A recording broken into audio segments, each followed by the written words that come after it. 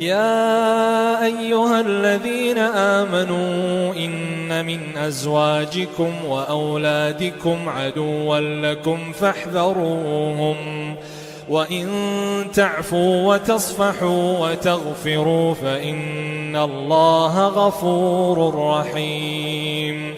إنما أموالكم وأولادكم فتنة والله عنده أجر عظيم. فاتقوا الله ما استطعتم واسمعوا وأطيعوا وأنفقوا خيرا لأنفسكم ومن يوق شح نفسه فأولئك هم المفلحون. إن تقرضوا الله قرضا حسنا يضاعفه لكم ويغفر لكم